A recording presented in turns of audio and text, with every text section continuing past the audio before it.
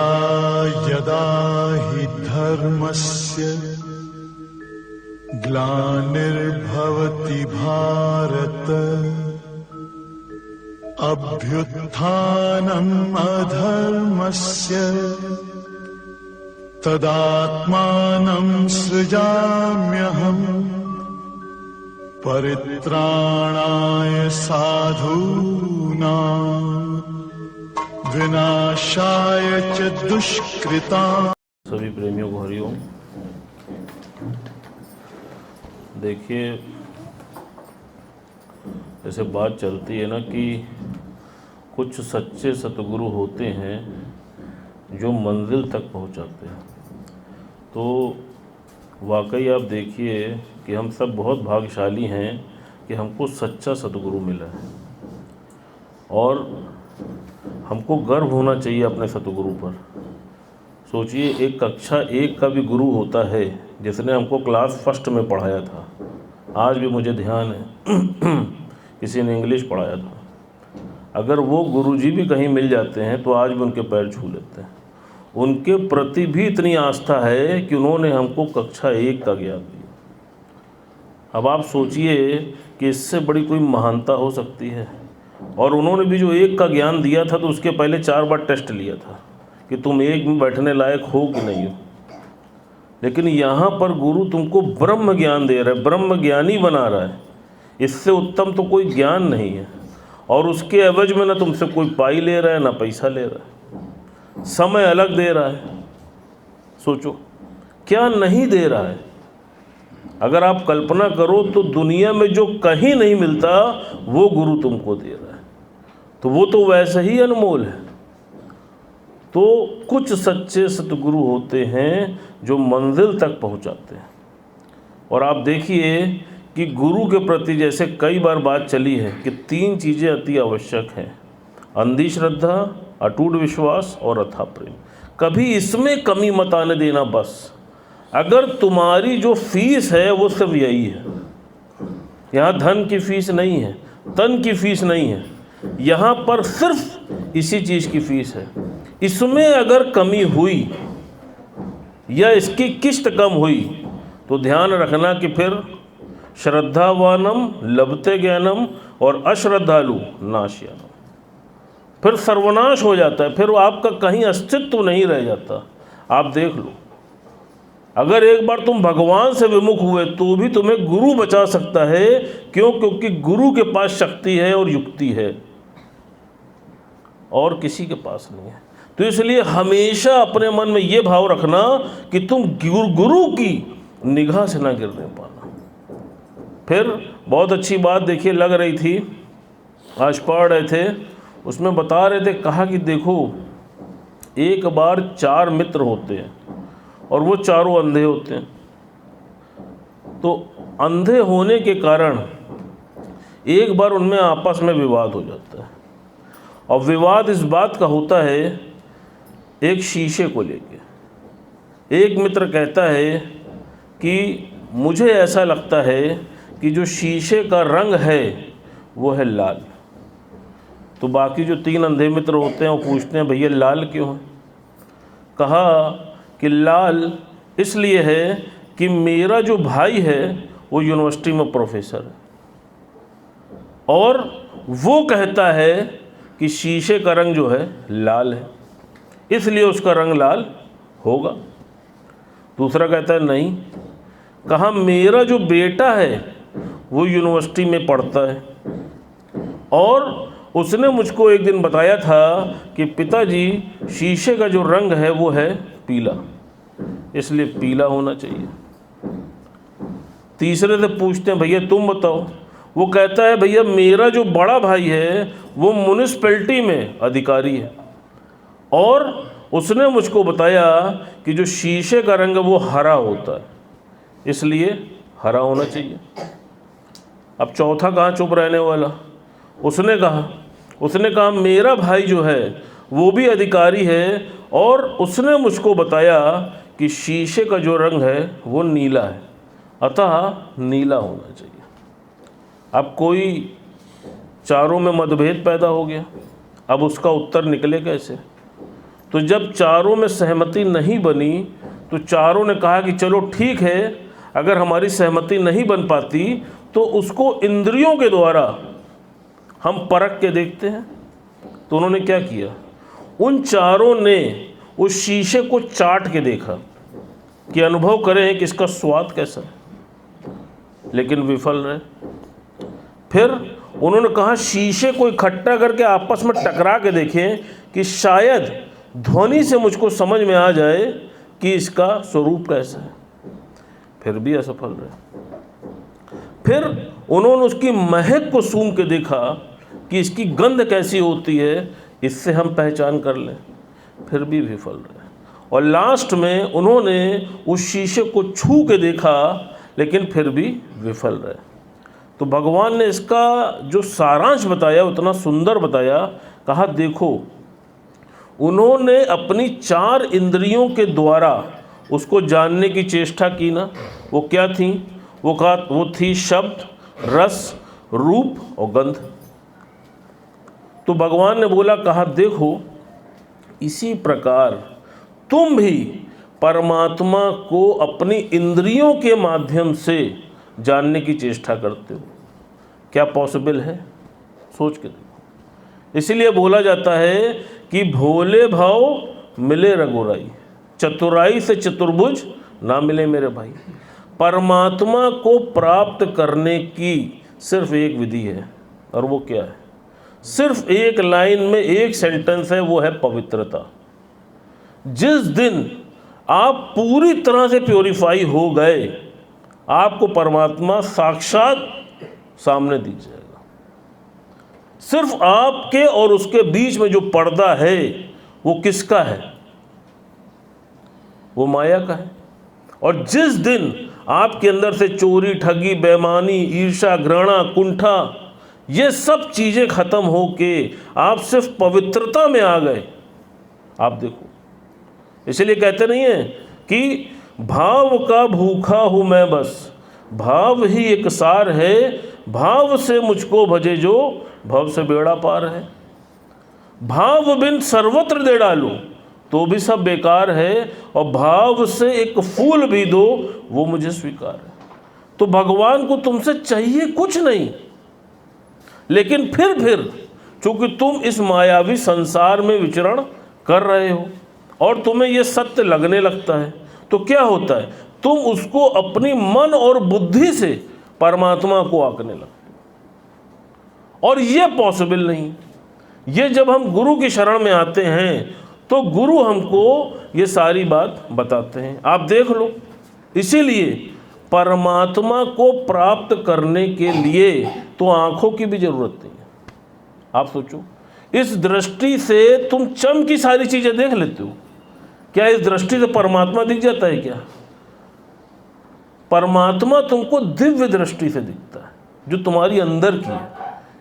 शायद इसीलिए भगवान ने ऐसी विधि बनाई, नहीं तो जो लोग आंख से अंधे होते हैं उनको तो परमात्मा का दीदार ही ना होता। आप सोचो, जैसे सूरदास जी के लिए बात चलती है कि जब सूरदास जी एक बार सड़क पार कर रहे थे तो सड़क पार करते समय वो गड्ढे में गिर पड़े। तो जब गड्ढे में गिर गए तो भगवान को बड़ी पीड़ा हुई कि मेरा भक्त जो है वो गड्ढे में गिर गया। तो उन्होंने क्या किया, उन्होंने बालक का रूप धारण करके वो सूरदास जी के पास आए और उनको उन्होंने गड्ढे से निकाला और हाथ पकड़कर रोड के उस पार छोड़, और छोड़ के जब वो जाने लगे तो सूरदास जी ने उनको पकड़ना चाहा। तो उन्होंने क्या किया, वो हाथ छोड़ा के भाग गए। तो कितना सुंदर उत्तर उन्होंने दिया। उन्होंने कहा, मेरे प्रभु, यहाँ तो तुम मुझको छोड़ के भाग गए, लेकिन मेरे परमात्मा के ऊपर हम अपने अंदर झांक के देखें कि क्या हमारा उतना विश्वास है? आज भी क्या हम सिर्फ परमात्मा को मांगते हैं?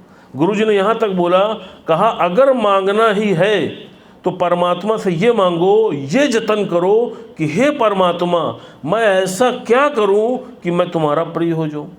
हे परमात्मा, मुझे ऐसी सद्बुद्धि दो कि मैं तुम्हारे कार्य में लग जाऊं। हे परमात्मा, मेरी ऐसी दृष्टि कर दो कि मुझे हर जगह तुम ही तुम दिखाई दो। अगर मांगना ही है तो परमात्मा से ये मांगो। अपने अंदर झांक के देखो कि आज तक मांगा क्या। भगवान मुझे कार दे देना, भगवान मुझे मकान दे देना, भगवान मुझे बीबी दे देना, भगवान मुझे बच्चे दे देना। तो झगड़े की सारी चीज़ तो पहले ही मांग के बैठे हो। तो जब पहले ही मांग के बैठे हो तो मार कौन खाएगा? मार तुम खाओगे, मांग के तुम बैठे हो।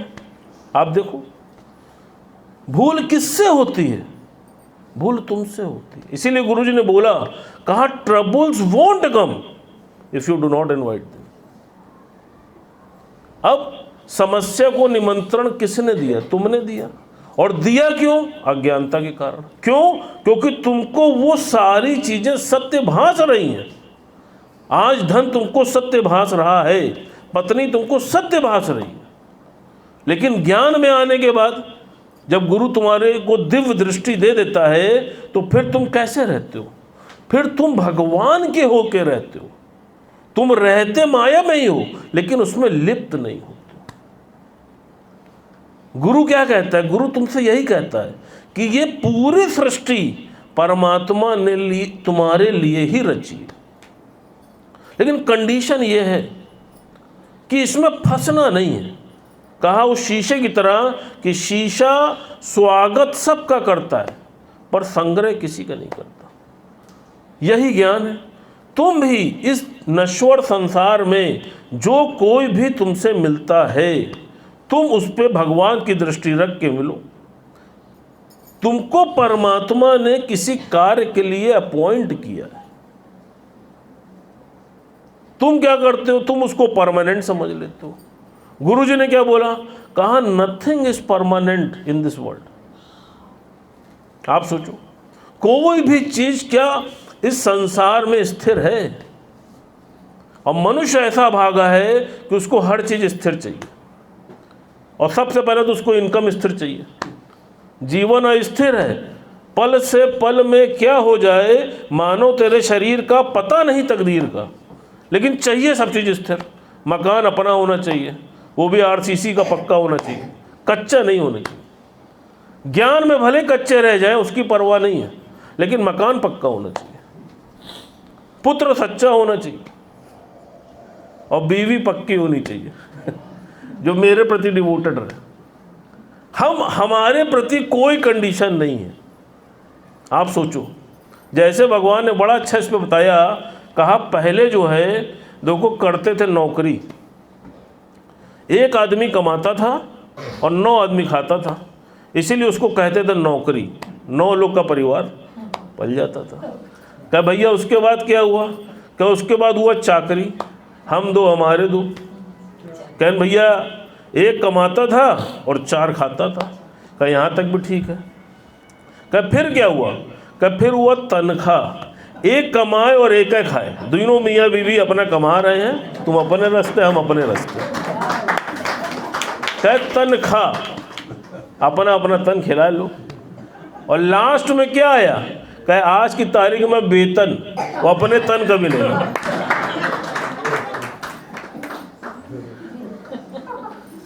अब सोच लो, इस वेतन के लिए तुम परमात्मा को छोड़ के बैठो। परिणाम तुम्हारे सामने है। ना तुम परमात्मा के हो पाए और ना तुम इस वेतन के हो पाए, क्योंकि इससे तो तन भरना नहीं है। और जब तन नहीं भर रहा तो मन कहाँ से भरने वाला है? सोचो। सिर्फ एक काम आपको करना है, आज आप नोट कर लेना इसको। आज 1 मई है और फर्स्ट आना है, तो बस एक ही फार्मूला है, वो है पवित्रता, प्योरिटी। अगर आपने इस मंत्र को गांठ बांध लिया, ये हर जगह अमल में आती है। व्यापार है प्योरिटी, भोजन है प्योरिटी, दूध है प्योरिटी, आप कोई भी किसी से बात कर रहे हैं प्योरिटी। आप खुद अपने अंदर झांक के देख लो, कोई भी आदमी मन में कुछ और हो, मुख में कुछ और हो, पसंद आता है? नहीं आता। हर आदमी कहता है यार हमें सरल इंसान अच्छा लगता है, हमें अच्छा लगता है, लेकिन हम सरल ना होने पाए। सबसे बड़ी विडंबना ही है। और भगवान को पाने का सिर्फ एक फार्मूला है, प्योरिटी। आप सिर्फ अपने आप को पवित्र करते जाओ। कोई क्या कर रहा है उसका कर्म है, गुरुजी ने पहले ही बोला है, लेट देम से, कोई क्या कहता है क्या करता है तेरा की, तुझसे क्या करना है।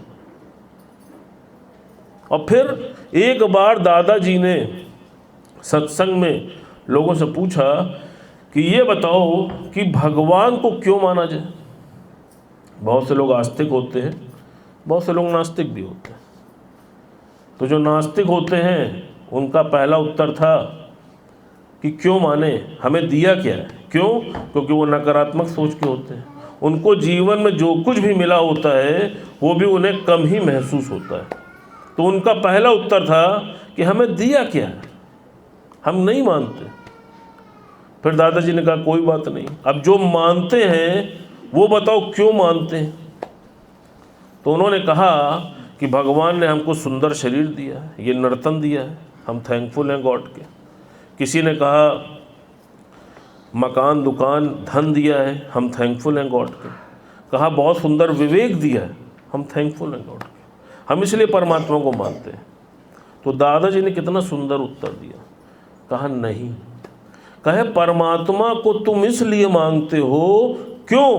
क्योंकि वो सबके साथ न्याय करता है, वो इम्पार्शियल जस्टिस है, वो किसी के साथ अन्याय नहीं करता है।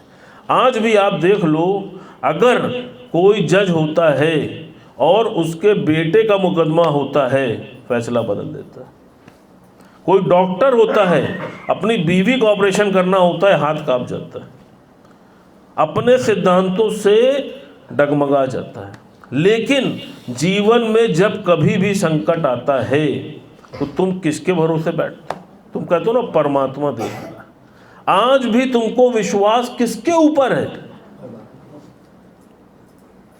तो क्यों अपने विश्वास को तुम बार बार छोटी छोटी वस्तुओं के लिए बार बार अपने उस पद से नीचे आते हो, बार बार परमात्मा को पीछे छोड़ जाते हो? गुरुजी ने बोला है, कहा God is a jealous lover, वो अपने सिवा किसी को बर्दाश्त नहीं करता। और हमारी भूल क्या होती है कि परमात्मा जब कभी भी हमारी परीक्षा लेता है, हम बार बार उसको छोड़ के वस्तुओं को पकड़ लेते हैं। परिणाम क्या होता है? गॉड हमसे दूर हो जाता है। और होता क्यों है? सिर्फ इसलिए क्योंकि हमको वो सच भासता है। जिस दिन हमारे मन मस्तिष्क में ये हो जाएगा कि हमको परमात्मा के सिवा कुछ नहीं चाहिए। अब आप दूसरी चीज सोचो, अच्छा जैसे गुरुजी ने इतना सुंदर उदाहरण दिया, कहा जैसे कोई व्यक्ति या तुम्हारे घर में कोई गेस्ट आता है तो तुम क्या करते हो? उसकी सारी व्यवस्था तुम देखते हो ना, वो कुछ लेके आता है क्या? कहा ठीक इसी प्रकार ये जो सृष्टि है ये परमात्मा का गेस्ट हाउस है ना। ये यहाँ पे कोई चीज परमानेंट है बताओ? अब जब गॉड ने तुमको निमंत्रण दिया है तो वो तुम्हारी व्यवस्था नहीं करेगा क्या? आप सोच के देखो। तुम जबरदस्ती मन में शंका रख के उन व्यवस्थाओं में लग जाते हो, जिसके कारण तुम भगवान से दूर हो जाते हो। इसलिए कुछ भी हो जाए, आप हमेशा ध्यान रखो, अपने मन में प्योरिटी को ही आगे रखो। और दूसरा देखो, भगवान जो अहंकारी होता है उससे हमेशा दूर होता है। भगवान का भोजन ही अहंकार है। इसलिए कभी भी कुछ भी हो जाए अहंकार मत करना बस। क्योंकि देखिए जैसे विकारों में बात चलती है ना कि शब्द स्पर्श काम क्रोध लोभ मोह अहंकार, तो कहा जो अहंकार होता है वो देखो सबसे नीचे बैठा होता है। इसलिए भजन में आता है, एक अहंकार जो निकल जाए सब विकार खुद ब खुद निकलते हैं। अहंकार वो सारे विषयों की जड़ है और सबसे पहले हमारे अंदर अहंकार ही आता है। तो इसलिए भगवान ने बोला, कहा कभी भी अहंकार को मत पनपने देना। क्यों? क्योंकि अहंकार ही भगवान का भोजन है। आप देख लो, जितने बड़े बड़े रहे, चाहे कंस रहा हो, चाहे रावण रहे हो, अहंकार तो परमात्मा ने किसी का भी नहीं टिकने दिया। तो बस यही एक युक्ति है और यही एक विधि है। जब कभी भी मन में अहंकार आए तो अपने मन को बोलना, मैं कछु नहीं।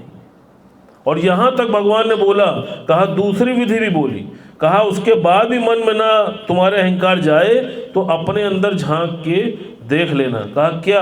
कहा एक तो जाके वर्ल्ड का मैप ले आना, और जब वर्ल्ड का मैप लाओगे तो उस मैप में इंडिया को देखना, तो वर्ल्ड के मैप में इंडिया इतना सा दिखेगा। कहा फिर इंडिया में तुम किसी स्टेट में रहते हो, जैसे यूपी में, तो यूपी और छोटा सा दिखेगा। फिर यूपी में तुम इलाहाबाद में रहते हो तो इलाहाबाद और छोटा सा। इलाहाबाद के बाद किसी मोहल्ले में रहते हो, कटरा, वो और छोटा सा। और कटरा के बाद किसी एक कॉलोनी में रहते हो, वो और छोटी सी। अब कॉलोनी में कोई एक मकान है, वो और नन्हा सा, और उस मकान में भी 20-30 लोग रहते हैं, एक कमरे में रहते हो, वो एक बिंदी से भी छोटा दिखता है। अहंकार किसका करते हो? सोच के देखो। देखिए ये सारी युक्तियाँ सिर्फ आपके मन को समझाने के लिए कि आप भ्रमित ना होने पाए। और जो ऐसा करेगा वो आप देख लो फिर आनंद में रहेगा, और आनंद ही आनंद है। और पूजा जी का आज वेलकम है, आज उनका जन्मदिन है। हम सब की तरफ से उनको जन्मदिन की बहुत बहुत बधाई और शुभकामनाएं।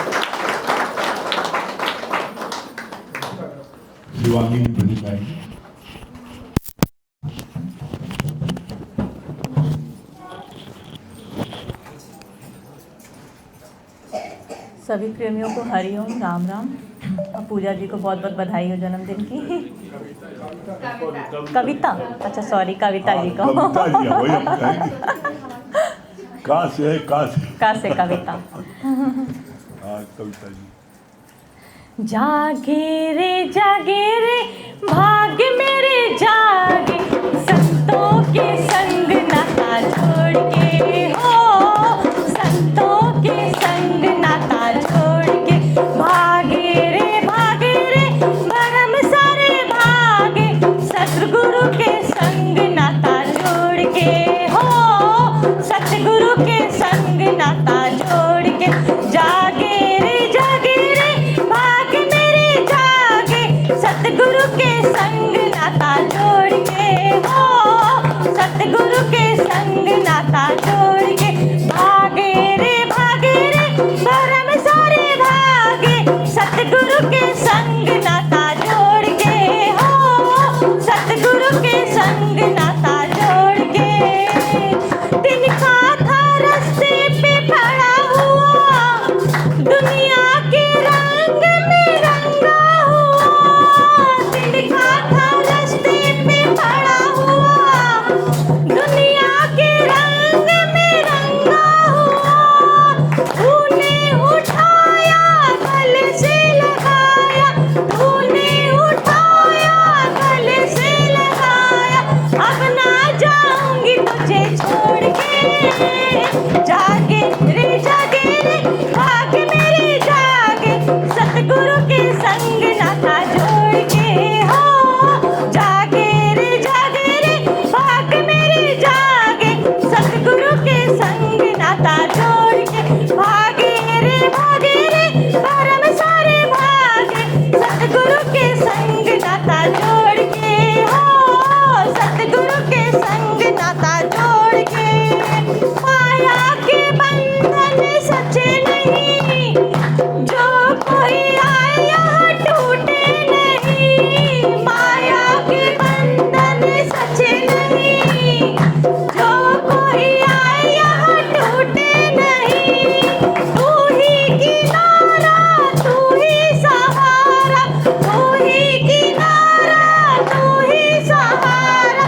आ जाओ सब इस डोर में। जागे रे भाग्य मेरे जागे, सतगुरु के संग नाता जोड़ के हो, सतगुरु के संग नाता जोड़ के।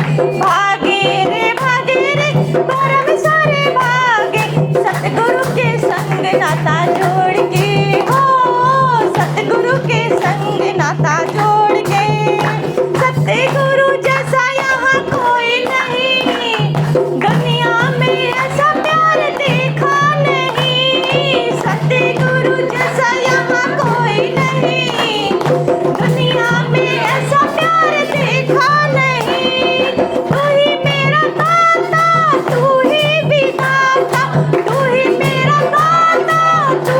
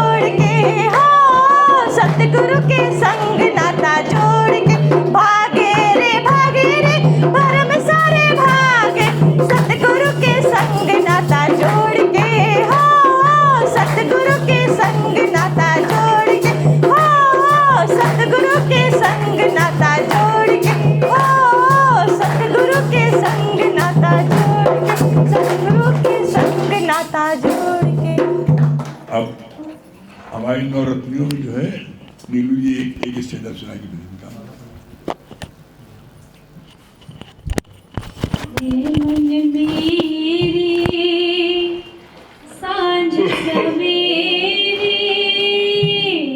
मन मेरे सांझ सवेरे, अपने अंदर जागा की है कितनी एक कहानी, की है कितनी एक कहानी, और बुखारी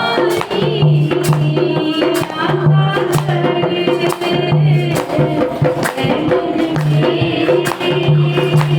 आज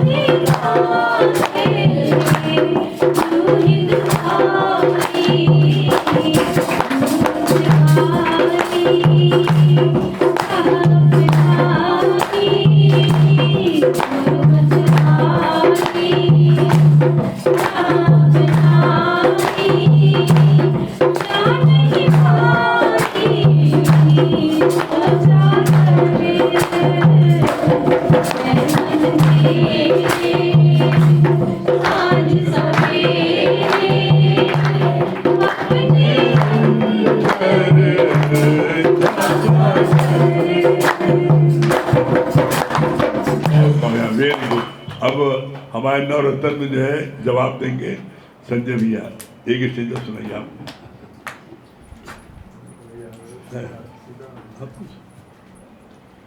सीताराम सीताराम सीताराम कहिए, जाहि विधि राखे राम, जाहि विधि रहिए।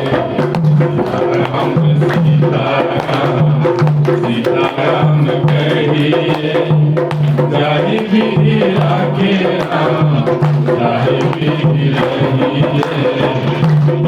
सीताराम सीताराम सीताराम कहिए, जाहि विधि राखे राम, जाहि विधि रहिए।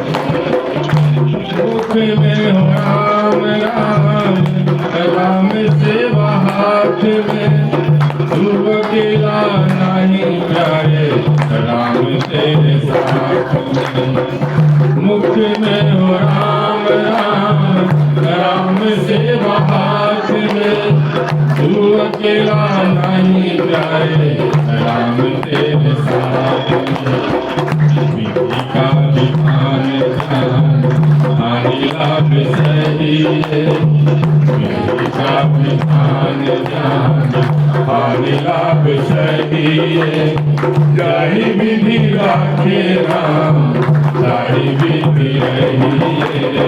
सीताराम सीताराम सीताराम कहिए, जाहि विधि राखे राम, जाहि विधि रहिए, जाहि विधि रहिए। बहुत शुक्रिया। अब हमारी नवरत्नियों में एक जवाब देगी सुनैना जी।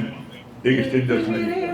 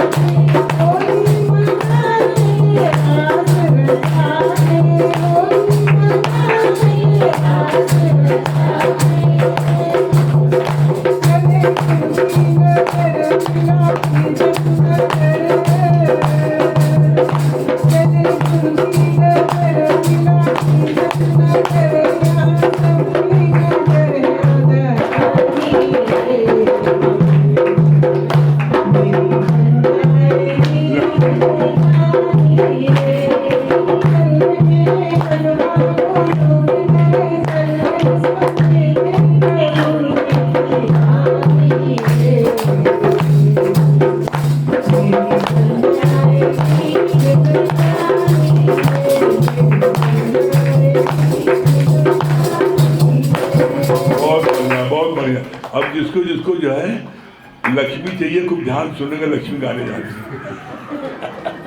एक चंदा गुरु की मिली शरण कि मेरे भाग्य खुल गए।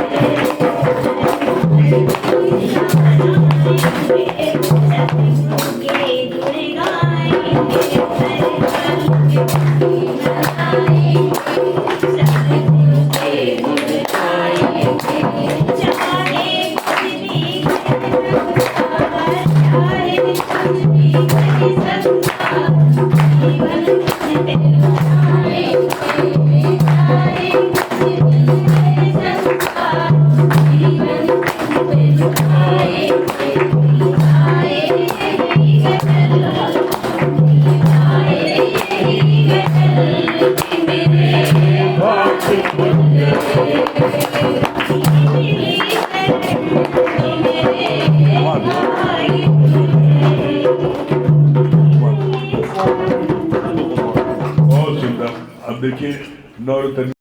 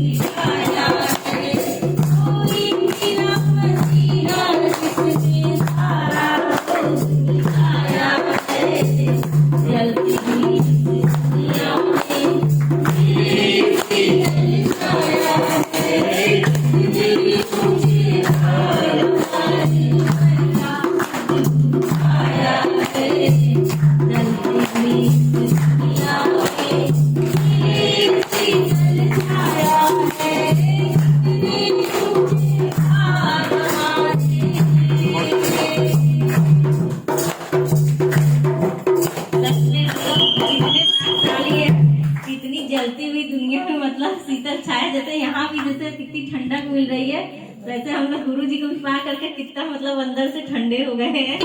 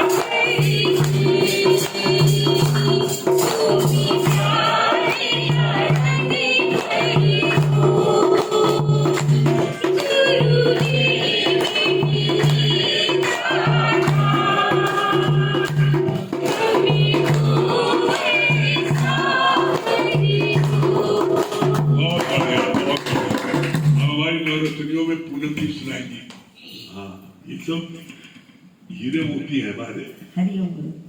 आत्म रस के पीने वाले, आत्म रस के पीने वाले, रस को पिला दे, रस को पिला दे, ब्रह्म ज्ञान से मस्त बना दे, ब्रह्म ज्ञान से मस्त बना दे।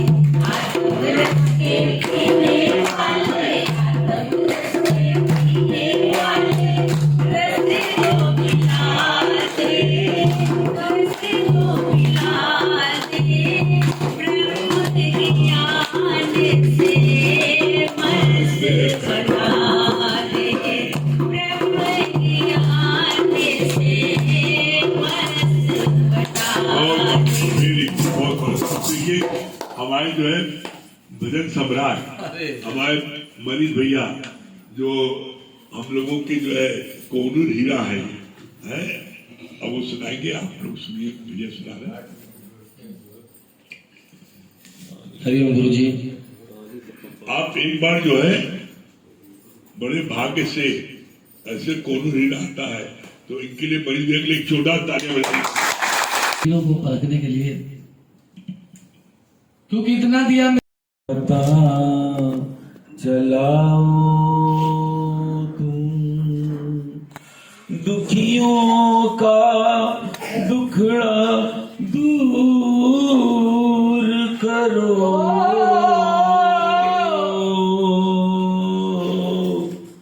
संकट मोचन कहलाओ, कुछ याद करो, कुछ याद करो, कुछ याद करो,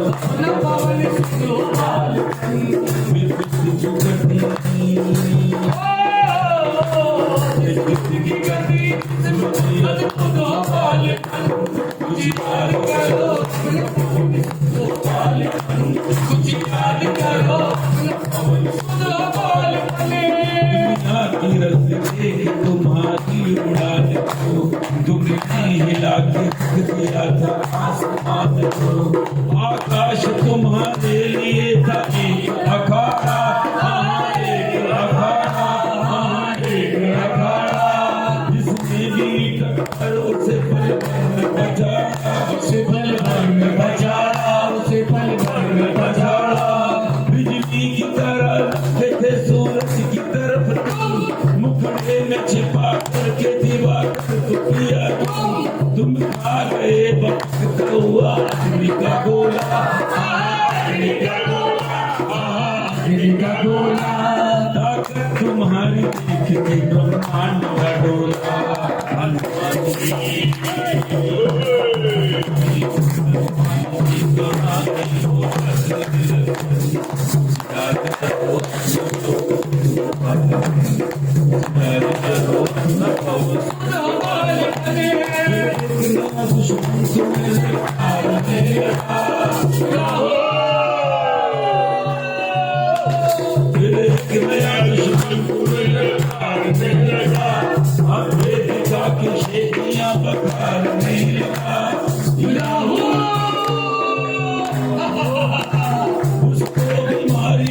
तुमने बात बात में बाकी को किया बात तुमने बात बात में, जब आओ गया हार को फिर भी आया, भी आया, आके उसने पे अपना वज्र चलाया, वज्र चलाया, वज्र चलाया, और अंत में सब हो गया झगड़ों का सफाया, झगड़ों का सफाया, झगड़ों का सफाया, सब देवों ने मिलकर तुम्हें बजरंगी बनाया,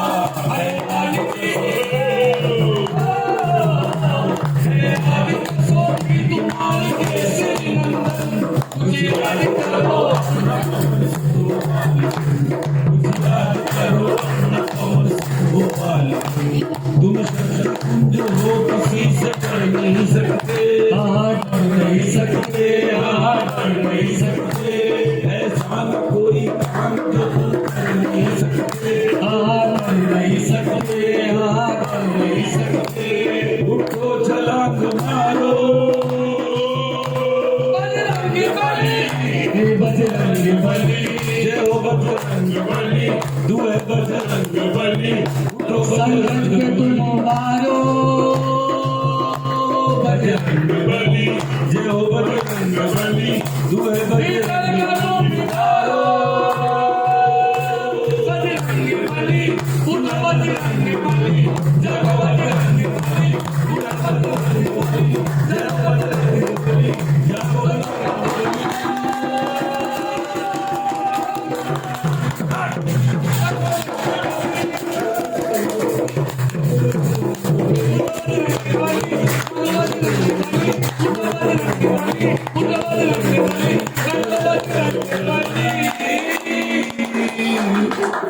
वाह भाई वाह, बहुत सुंदर। अब कविता जी का जन्मदिन का बर्थडे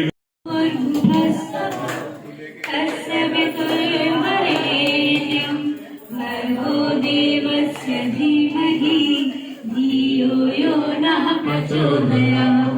ॐ भूर्भुवः स्वः तस्य वितुर्वरेण्यं भर्गो देवस्य धीमहि धियो यो नः प्रचोदयात्। ॐ भूर्भुवः स्वः तस्य वितुर्वरेण्यं भर्गो देवस्य धीमहि धियो यो नः प्रचोदयात्।